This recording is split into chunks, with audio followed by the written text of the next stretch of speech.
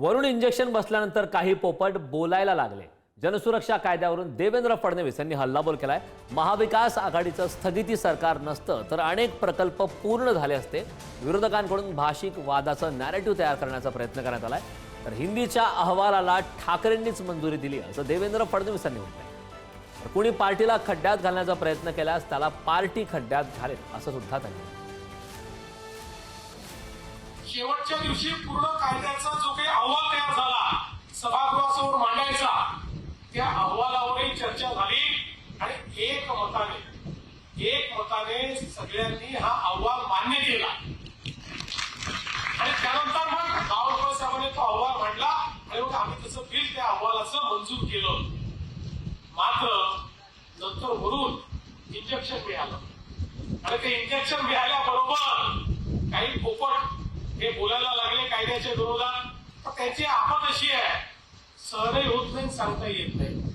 कारण मंजुरी त्यांनीच दिली आहे, क्लॉज टू क्लॉज वाचलेला त्यांना मनातनं माहिती आहे, त्यांनी चूक काही केली नाही। त्यांना हे मनातनं माहिती आहे की या कायद्यामध्ये काहीही लोकविरोधी लोकशाही विरोधी नाही आहे। कोशीपूर सारखा प्रकल्प असेल किंवा इतर मोठे प्रकल्प असतील, याचंही काम अत्यंत वेगाने आपण केलं। आपण जर बघितलं असेल तर जवळपास केंद्र सरकार आणि राज्य सरकारच्या माध्यमातून आपण 30 ते 40 हजार कोटी रुपयाची गुंतवणूक या ठिकाणी केली आणि त्यातनं मोठ्या प्रमाणात सिंचनाच्या सोयी या आपल्याकडे उभ्या राहिल्या पाहिजेत अशा प्रकारचा प्रयत्न केला।